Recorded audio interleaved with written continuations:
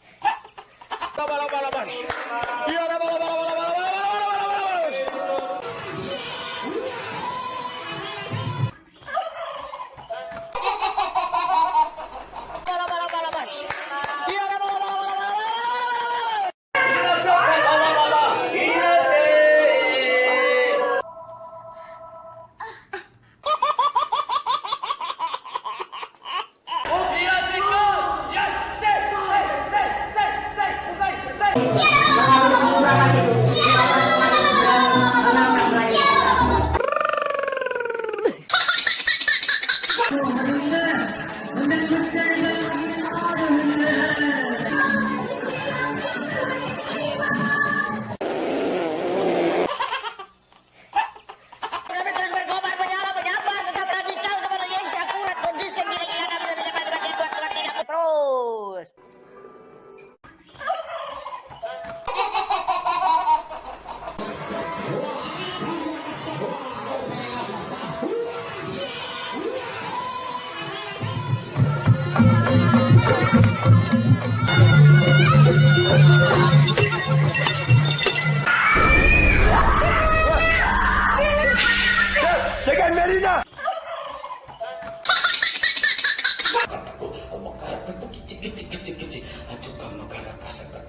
Kuasa-kuasa roh jahat, kuasa dan iblis kau, roh penipu monster kau, hancurkan kuasamu, hancurkan kuasamu demi nama Yesus Kristus. Rakaraba kasaka.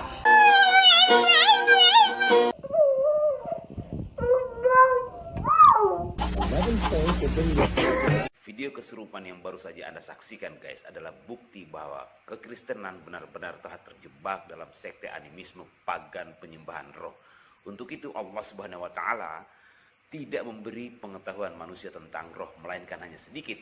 Kenapa? Karena alam roh adalah alam para iblis, sehingga ketika manusia bermain di alam tersebut akan dengan mudah disesatkan. Lihat bagaimana gereja atau para domba kesurupan dan tidak terlihat layaknya manusia yang waras. Padahal agama sejatinya mewaraskan manusia, mencerdaskan, memanusiakan, dan bukan membuatnya layaknya seperti setan. Menuhankan roh tak ubahnya menuhankan materi. Yang berbeda dari keduanya hanya unsurnya, yaitu materi dan non-materi. Sebab di entitas manapun roh menempel tetap saja hanya perangkat penghidup suatu materi, bukan Tuhan secara utuh. Sebab Tuhan semesta alam tidak berwujud tertentu dan tidak terbatas. Karenanya penyembahan roh hanya ada dalam sekte animisme pagan.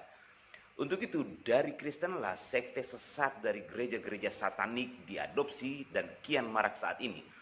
Gereja Satan hanya perlu membalik salib, melakukan persembahan darah manusia seperti tumbal layaknya ajaran vampir dan kanibal, maka identiklah dengan kekristenan.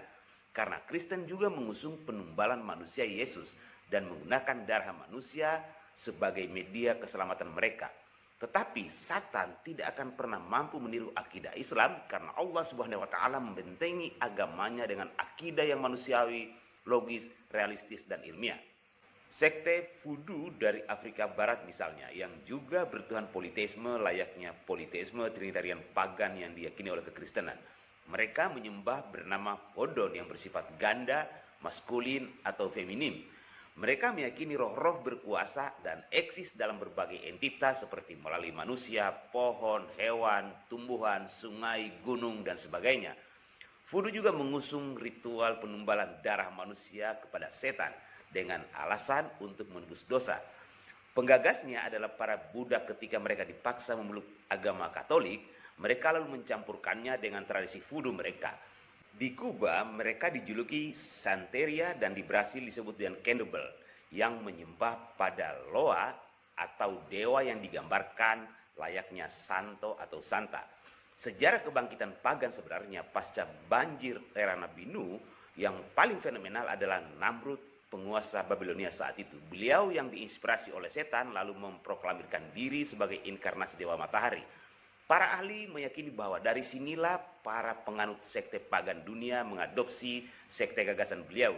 Nimrod diyakini lahir tanggal 25 Desember dan Semiramis sebagai ibu dan juga istri di saat yang sama lalu menggagas sekte ini dan mengklaim bahwa Nimrod dilahirkan dalam keadaan perawan sehingga dipercaya sebagai inkarnasi penguasa langit. Setelah meninggal, mereka menyatakan bahwa Nimrod kekal dan pohon evergreen yang mereka hiasi diyakini sebagai simbol kebangkitan Nimrod atau kehidupan baru yang mereka rayakan pada setiap tanggal 25 Desember, lalu menggantungkan bingkisan pada ranting-ranting pohon seperti layaknya pohon Natal. Nimrod adalah salah satu oknum dalam skema trinitas sekte pagan Babilonia yang meliputi Nimrod, Semiramis, dan Tammuz. Romawi mengadopsi sekte ini dalam penyembahan dewa matahari mereka yang mereka sebut dengan God of Sun, dan hari sucinya adalah hari Minggu atau Sunday. Ketika Kristen diadopsi oleh Romawi, mereka pun memadukannya dengan pagan mereka. Salah satu identitas yang paling mencolok dari para dewa pagan ini adalah simbol dewa matahari yang melingkar di kepala mereka entah dalam bentuk patung atau gambar. Lihat lingkaran cahaya matahari di kepala Nimrod, ibunya, Yesus, dan orang-orang yang dianggap suci dalam kekristenan. Lingkaran di kepala dewa-dewi Mesir kuno, Babilonia, mitologi Yunani, Romawi, bangsa Aztek, dewa-dewa dalam Hindustan, Buddha, Konghucu di Cina, Shinto, dan sebagainya.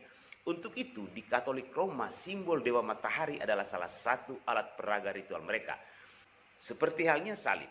Kekristenan awal sama sekali tidak menggunakan lambang salib, melainkan simbol ikan. Sebab dunia tahu bahwa salib adalah simbol kutukan atau siksaan atau untuk membunuh seseorang yang diciptakan oleh kaum pagan Babilonia lalu diadopsi oleh pagan dari berbagai bangsa.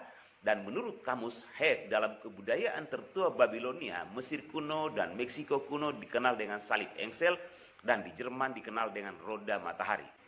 Bisa dipastikan kekristenan adalah sekte pagan yang menyusup ke dalam agama Samawi lalu merusak dan menodai akidah rumpun agama Abrahamik. Untuk itu Yahudi menentang sangat keras keberadaan sekte ini. Karena sesembahannya adalah roh, maka mereka akan kesurupan layaknya kemasukan setan, bicara dengan bahasa aneh, histeris, kejang-kejang, dan menggeliat layaknya orang kesurupan. Dan untuk itulah kekristenan tidak akan pernah bisa berpikir realistis dan logis dalam maknai atau bicara agama, karena ritual kesurupan atau kerasukan setan mereka sama sekali telah membunuh logika dan nurani mereka. Dan yang pasti kematian Yesus secara mengenaskan di tiang kutukan telah membawa serta kematian akal dan nurani para penyembahnya. Salam bagi yang berpikir, wabillahi taufiq wa hidayah, wassalamualaikum warahmatullahi wabarakatuh.